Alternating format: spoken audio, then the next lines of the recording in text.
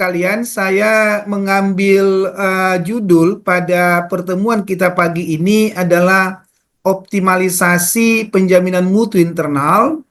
Dalam artian Ibu Bapak adalah dalam rangka untuk menguatkan sebetulnya kita, dalam rangka memastikan keterlaksanaan dan ketercapaian standar pendidikan tinggi kita. Tentunya dibutuhkan sinergitas ya, di antara semua organisasi yang selama ini kita berikan amanah untuk memastikan implementasi SPMI. Kalian, saya mulai seperti ini Bapak Ibu.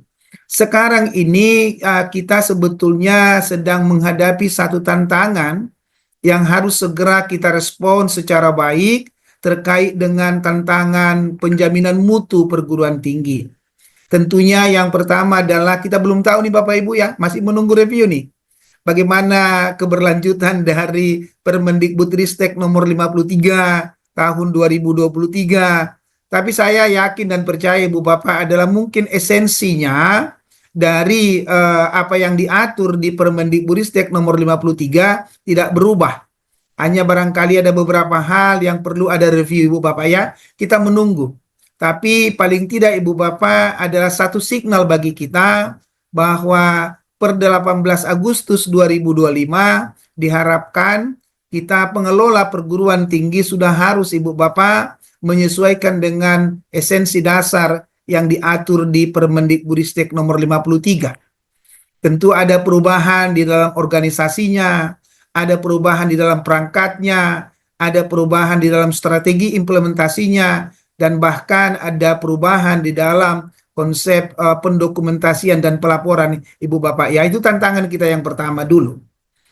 Tantangan kita yang kedua Ibu Bapak adalah ini sekarang sedang dalam proses dalam kutip ya, heboh-heboh akademik nih. Saya katakan terjadi kehebohan akademik di mana Ibu Bapak sekalian kita belum begitu sebetulnya memahami secara baik 9 kriteria yang IAPS maupun IAPT kita Ibu Bapak ya. Sekarang sudah muncul Ibu Bapak. Adanya perubahan skema akreditasi perguruan tinggi dan juga akreditasi program studi Ibu Bapak ya. Ini kita sekarang sudah mulai diperhadapkan mempersiapkan infrastruktur kita, mempersiapkan ekosistem kita yang berbasis fakultas sekarang Ibu Bapak. Yang berbasis fakultas. Artinya bahwa Ibu Bapak sekalian, akreditasi unggul dari lembaga akreditasi mandiri memaksa kita tanda kutip Ibu Bapak melakukan sekarang perubahan strategi. Bagaimana kita bisa memastikan PPEPP sekarang Ibu Bapak harus betul-betul terimplementasi secara baik, secara sempurna di aras UPPS dan di aras program studi. Nanti kita akan ke sana. Konsekuensinya Ibu Bapak adalah penguatan peran dari organisasi. Menariknya Ibu Bapak sekalian adalah kalau kita baca kembali Permendikbudristek nomor 53 ya tahun 2023, kan di sana dinyatakan Ibu Bapak secara eksplisit dinyatakan bahwa organisasi penjaminan mutu itu bisa dicangkokkan Ibu Bapak ya, bisa diintegrasikan dengan manajemen pengelolaan perguruan tinggi. Agak berbeda memang dengan Permendristekdikti 62 tahun 2016 itu, di mana kita dinyatakan di sana Ibu Bapak bahwa membentuk organisasi dan atau mengintegrasikannya. Jadi Ibu Bapak sekalian ada perubahan. Nanti akan kita lihat apa yang harus kita lakukan. Nah, kalau kita kembali Bapak Ibu, tantangan yang tadi adalah tantangan terkait dengan kriteria akreditasi saat ini Bapak Ibu. Kita semua sudah sangat paham Bapak Ibu ya. Dengan adanya sistem akreditasi nasional, pendidikan tinggi itu kan fokus kita kan ada 4 ini Bapak Ibu ya. Kita akan bicara mengenai budaya mutu atau cultures. Ini akan tergambar dari bagaimana efektivitas dari fungsi SPMI. Kemudian dalam artian nanti Bapak Ibu akan terukur dia apakah sudah terjadi proses penumbuh kembangan budaya mutu yang secara berkelanjutan, baik di arah perguruan tinggi, UPPS maupun di program studi. Dan yang kedua tentunya Bu Bapak relevansi ya, relevansi yang kita bagi tentunya 3, relevansi pendidikan pengajaran, relevansi penelitian, dan relevansi pengabdian kepada masyarakat. Meskipun kadang-kadang saya sebetulnya selalu menambahkan sebetulnya relevansi yang terkait dengan kerjasama, ya, kerjasama. Nah, Ibu Bapak sekalian, yang ketiga adalah masalah akuntabilitas, yaitu adalah bicara mengenai penegakan prinsip good university governance dan integritas.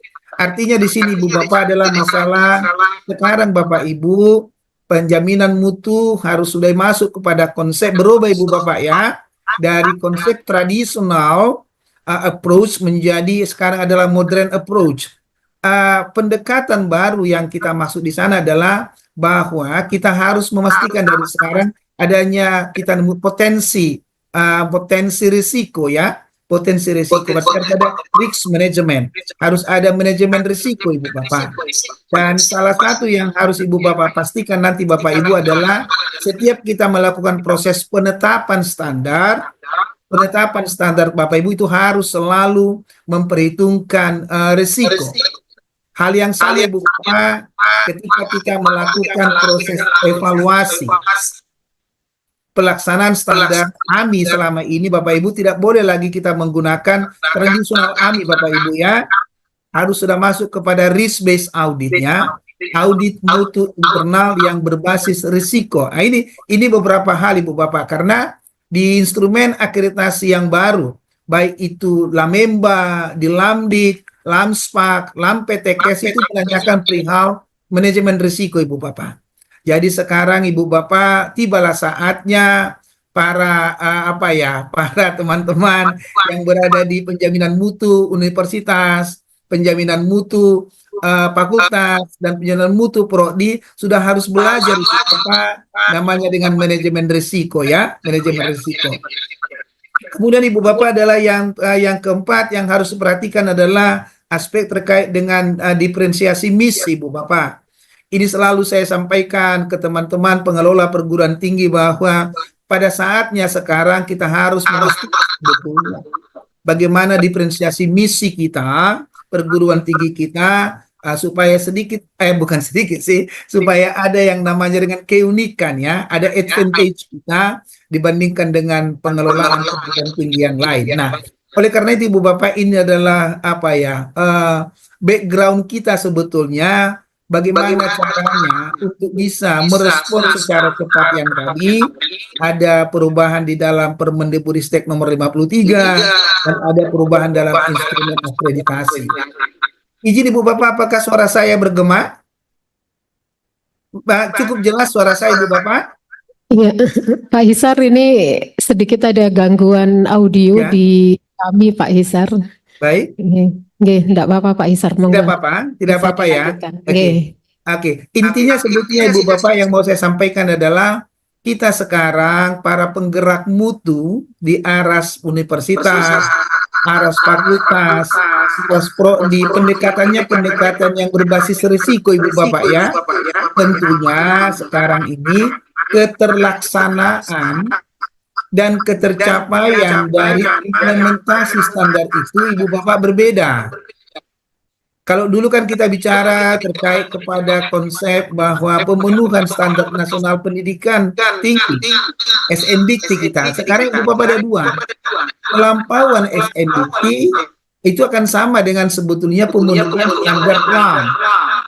Maka Ibu Bapak harus ada sinkronisasi antara penetapan standar kita dengan standar nasional pendidikan tinggi dengan nanti pelampauannya adalah pemenuhan standar SLAM ya. Ini dua aspek yang bagi kita penggerak mutu harus menjadi kerangka berpikir kita, apa yang harus kita lakukan dalam rangka memastikan siklus SPMI kita Ibu Bapak ya, PEPP itu Bapak Ibu ya. Jadi kalau dulu kan kita tidak bicara Bapak Ibu PPP itu kan harus berbasis risiko, sekarang harus. Itu yang pertama. Yang kedua, PPP itu sekarang adalah kita harus berorientasi kepada pemenuhan standarnya LAM. Karena kedepannya kan Ibu Bapak akreditasi kita kan hanya ada terakreditasi, akreditasi unggul atau tidak terakreditasi. Nah, perguruan tinggi sekaliber Universitas Jember Ibu Bapak ya, ini kan jelas Bapak Ibu, goals kita adalah pelampauan SNDT dalam rangka memenuhi LAM. Nanti kita lihat bagaimana sinergitas antara penjaminan mutu di perguruan tinggi, fakultas, dan juga di program studi, Bu Bapak. Nah, ini konsekuensinya, Bu Bapak. Konsekuensinya kepada Ibu Bapak yang diberikan amanah untuk menjadi pihak yang bertanggung jawab memastikan PP ini, Bapak Ibu. Yang pertama, Ibu Bapak, adalah akan nanti kita lakukan proses penyesuaian organisasi penjaminan mutu, Ibu Bapak, ya.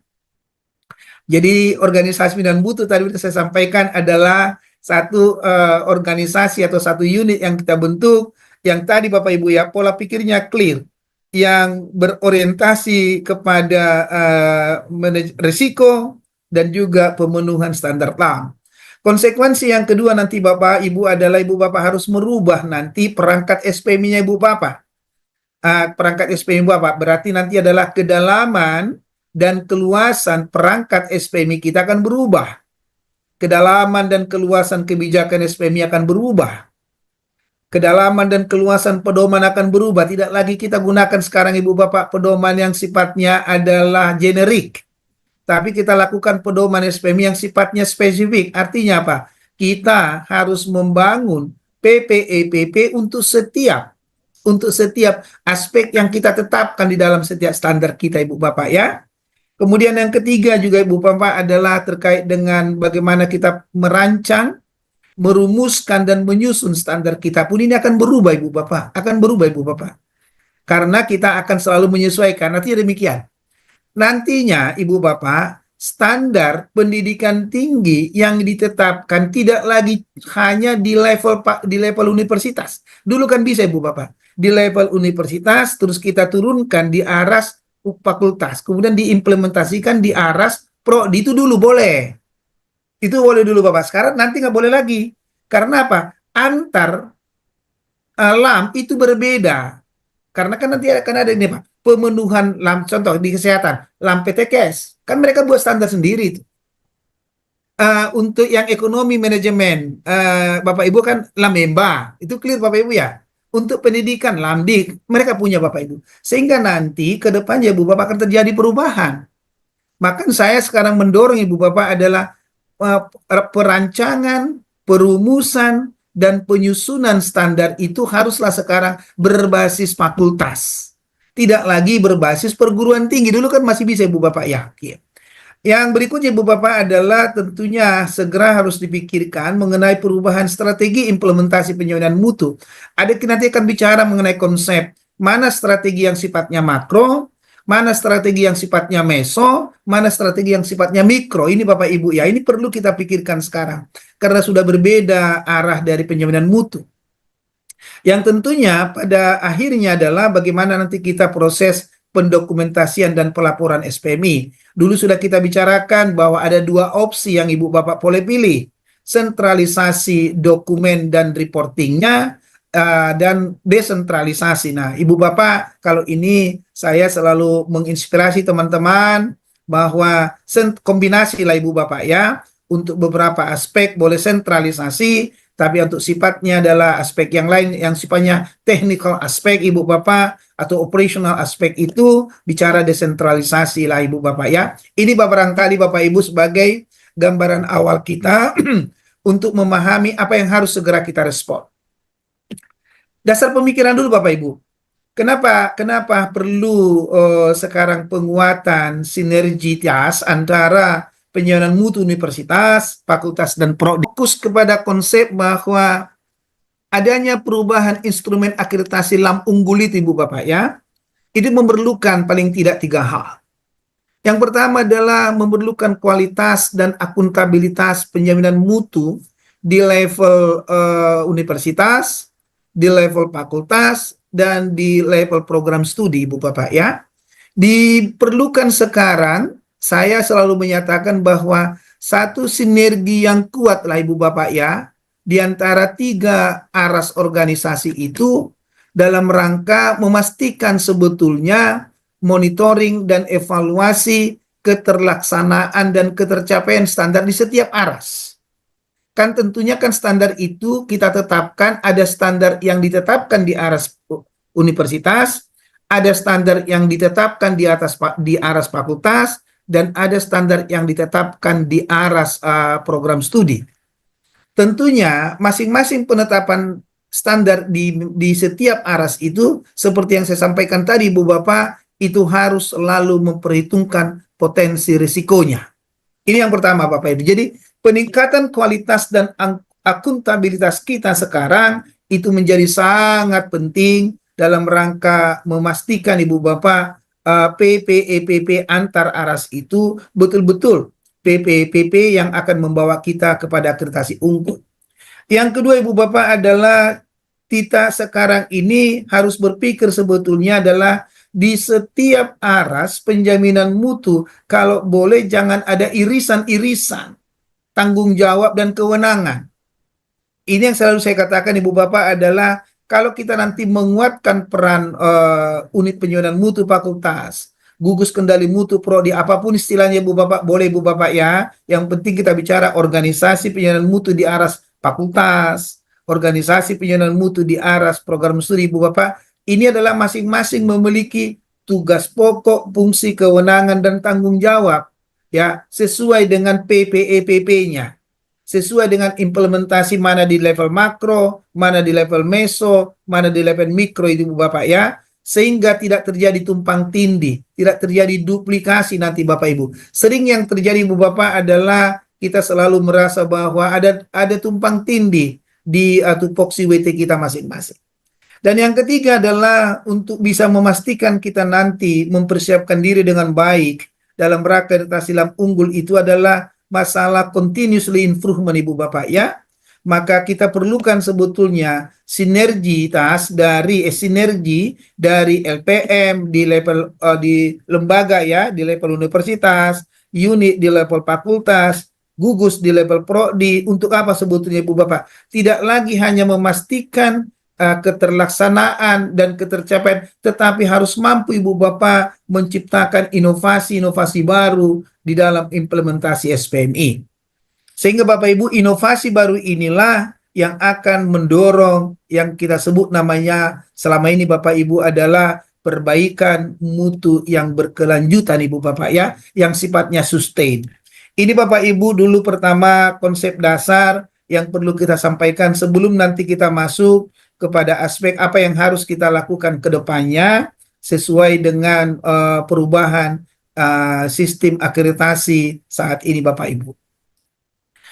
Kita mulai pertama-tama Ibu Bapak adalah yuk kita lihat dulu supaya kita paham supaya kita dapat gambaran yang sama terkait dengan organisasi penjaminan mutu. Ini secara umum Bapak Ibu ya, mungkin hal yang sama juga ada di Jember ya.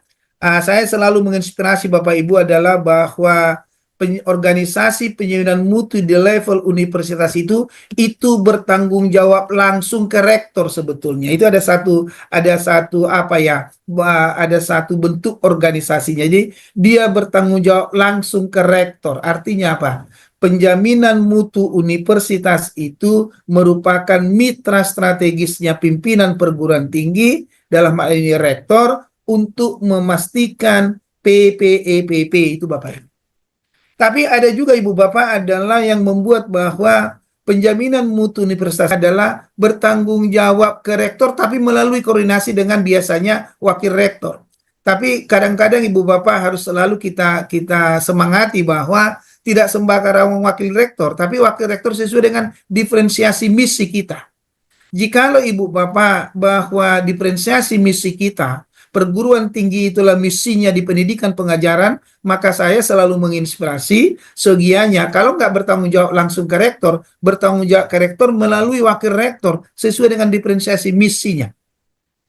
Jadi kalau diferensiasi misinya pendidikan pengajaran, maka dia adalah warek 1. Kalau dia adalah diferensiasi misinya adalah research, maka dia kepada wakil yang bersesuaian dengan penelitian dan pengabdian kepada masyarakat. Kalau memang ada wakil rektor khusus untuk itu Bapak Ibu. Dalam konteksnya sebetulnya adalah kalau di organisasi perusahaan itu adalah sebetulnya core bisnisnya. Jadi kalau ada satu perusahaan Ibu Bapak, core bisnisnya adalah manufacturing, maka yang nanti adalah direktur operasionalnya lah yang akan menjadi apa namanya itu MR-nya, manajemen representatifnya, yang nanti akan mempertanggungjawabkannya ke direktur. Begitu Ibu Bapak ya. Jadi sama seperti kita sebetulnya. Jadi yang kita sebut sekarang di sini adalah bertanggung jawab ke rektor melalui wakil rektor, maka wakil rektor itulah menjadi yang namanya dengan MR-nya. Itu inspirasi dari saya Ibu Bapak. Nah, bagaimana dengan penjaminan mutu fakultas? Ada dua konsep sebetulnya Ibu Bapak, adalah ada namanya dengan organisasi, itu adalah koordinatif dia ke fakultasnya. Artinya bahwa penjaminan mutu di level fakultas itu bertanggung jawab langsung ke penjaminan mutu universitas. Pasti berkoordinasi. Itu adalah opsi yang pertama. Opsi yang kedua, Ibu Bapak, adalah bahwa bertanggung jawab langsung ke pimpinan fakultas. Nah, mana sekarang? Nah, dulu Ibu Bapak, saya selalu menginspirasi bahwa bertanggung jawab langsung ke penjaminan mutu universitas. Koordinasilah dia dengan pimpinan fakultas. Saat ini Bu Bapak, dengan adanya perubahan sistem akreditasi sekarang yang berbasis LAM Ibu Bapak ya, berbasis LAM, di mana LAM antar fakultas berbeda, maka sekarang saya selalu menginspirasi penjaminan mutu di level fakultas itu bertanggung jawab langsung ke dekan. Jikalaupun tidak Ibu Bapak, adalah dia bertanggung jawab ke dekan melalui wakil dekan. Sama prinsipnya seperti yang tadi. Sama prinsip dengan yang tadi Bapak Ibu. Tergantung kepada diferensiasi misi perguruan tinggi Ibu Bapak. Nah, yang kedua Ibu Bapak adalah gugus kendali mutu prodi. Dulu juga sama prinsipnya sama Bapak Ibu ya, tapi sekarang sama prinsipnya dengan adanya perubahan instrumen akreditasi kita ini, saya menginspirasi sekarang Ibu Bapak adalah bahwa gugus kendali mutu itu di level program studi itu nanti akan kita lihat bertanggung jawab kepada operasionalisasi dari standar. Nah, dengan itu saya selalu sekarang menginspirasi teman-teman agak berbeda sekarang cara pandang kita melihat. Menempatkan gugus kendali mutu itu adalah di dalam konsep bertanggung jawab langsung sekarang ke ketua jurusan atau program studi. Kalau Ibu Bapak punya jurusan, berarti bertanggung jawab kepada jurusan. Tapi kalau tidak punya jurusan, berarti bertanggung jawab kepada koordinator program studi. Nah, atau cukup berkoordinasi saja. Nah, namun Ibu Bapak, dengan memperhatikan sekarang, seperti sekarang kita cek Bapak Ibu ya, di instrumen akreditasi yang baru di Lamemba, itu clear Bapak Ibu bahwa banyak sekarang bukti-bukti dokumen implementasi standar itu yang diminta. Kan mereka 7 kriteria, itu banyak Ibu Bapak di level prokdi. Maka sekarang saya selalu menyatakannya sudah, jauh lebih baik sekarang Ibu Bapak adalah gugus kendali mutu itu Ibu Bapak bertanggung jawab langsung saja ke program studi. Jadi mereka menjadi mitra strategis di program studi untuk memastikan PPEPP itu Ibu Bapak ya. Jadi ada berubah sekarang dari konsep organisasi penjaminan mutu sebagai respon kita terhadap perubahan di dalam instrumen akreditasi. Itu dulu Ibu Bapak dari sisi organisasi penjaminan mutu ya. Memang ini izin Ibu Bapak ini berlaku berlaku hampir umum lah ya, konsep-konsep yang tadi antara pilihan pertama atau pilihan yang kedua. Namun sekali lagi Bapak Ibu, masalah pilihan ini kembali kepada perguruan tinggi masing-masing ya, otonominya. Nah, pertanyaan berikutnya sering Ibu Bapak ditanyakan adalah apakah kita membentuk satu unit organisasi sendiri atau embedded Bapak Ibu ya. Saya selalu menyatakan demikian Ibu Bapak adalah bahwa ada atau tidak ada pun unit dibentuk, kan goalnya sama. Memastikan yang namanya terimplementasikannya dengan baik standar pendidikan tinggi di setiap UPT lah, setiap unit pelaksana teknis. Nah, oleh karena itu Bapak Ibu, saya selalu katakan jauh lebih mudah kita melakukan proses PPEPP jikalau ada unit atau organisasi yang kita tugaskan sebagai pihak yang bertanggung jawab untuk memastikan PPEPP. Seperti yang selalu saya sampaikan Ibu Bapak sekalian, konsep implementasi SPM itu kan ada 3 pihak yang bertanggung jawab. Ada pihak pelaksana standar, ada pihak penanggung jawab standar, ada pihak pengendali standar. Nah, selalu saya katakan demikian. Jikalau ini mohon maaf Bapak Ibu, ini hanya konsep dari saya saja Ibu Bapak ya. Jikalau Ibu Bapak kita embedded penjaminan mutu, artinya apa? Kita tidak membentuk yang namanya dengan unit penjaminan mutu di program studi. Saya ambil contoh dalam bentuk gugus kendali mutu tadi, itu artinya apa? Si pelaksana standar akan diembeddedkan tugas pokok dia menjadi pengendali. Berarti dia sebagai pelaksana dan sekaligus pengendali standar. Ini sebetulnya yang selalu di dalam konsep inspirasi saya, ada advantage, ada disadvantage-nya sebetulnya. Nah, saya selalu menyatakan harus ada 3 pihak yang terpisah sebetulnya. Ada pihak pelaksana standar, ada pihak pengendali standar, ada pihak penanggung jawab. Saya kasih contoh Bapak Ibu sederhana saja. Sederhana saja. Katakanlah di program studi kan ada 7 standar yang menjadi tanggung jawabnya. Ada 7 standar yang menjadi tanggung jawab dari program studi. Saya ambil satu di antara yang 7 itu adalah standar proses pembelajaran. Standar proses pembelajaran. Kita kan sudah paham betul mengenai dengan standar proses itu, kalau kita pakai konsep yang lama, Permendikbud nomor 3, kan ada 4 hal yang harus kita atur. Karakteristik pembelajarannya, perencanaan pembelajarannya, pelaksanaan pembelajarannya, dan juga beban dan masa studinya. Tapi yang baru sekarang Ibu Bapak kan adalah terkait dengan proses pembelajaran, 2, perencanaan dan pelaksanaan, serta monitoring, 3 tambah 1 lagi. Nah, kalau kita lihat di sana Bapak Ibu, nah, jikalau kita masuk di contoh yang tadi, katakanlah di perencanaan, kan program studi itu sesuai dengan bunyi standar kita. Kan bunyi standar kita pasti demikian. Koordinator program studi berkewajiban memastikan setiap dosen merancang, merumuskan, menyusun RPS, baik secara mandiri maupun kelompok sesuai dengan ketentuan dan peraturan. Kan gitu Bapak Ibu tak? Berarti apa? Dosen itu kan anak buahnya prodi. Berarti program studi harus bertanggung jawab untuk memastikan dosennya itu kan merancang, merumuskan, dan menyusun Ibu Bapak RPS. Dia sebagai pelaksana.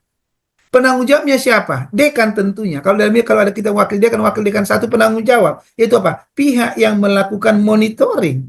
Apakah si pelaksana standar itu sudah melaksanakan namanya keterlaksanaan yang tadi. Pengendalian siapa? Tentunya kan gugus kendali mutu. Itu apa? Gugus kendali mutu kan untuk mengendalikan ketaatan, kepatuhan di dalam pelaksanaan tadi, penyusunan RPS yang tadi Ibu Bapak.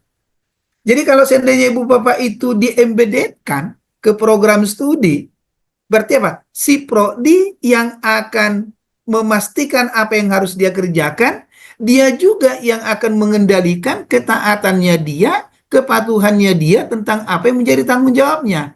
Ini kan akan bias Ibu Bapak sekalian. Nah, itu alasannya Ibu Bapak saya selalu menyampaikan bahwa memang di dalam Permendikbudristek nomor 53 dinyatakan boleh diembeddedkan, tapi saya lebih cenderung sebetulnya Bapak Permendikbudristek 62 sebetulnya yang menyatakan apa? Membentuk organisasi dan atau mengembeddedkan dengan manajemen. Itu Ibu Bapak sekalian. Ini dulu konsep organisasi penjaminan mutu dalam rangka kita melihat sekarang kebutuhan kita ke depan.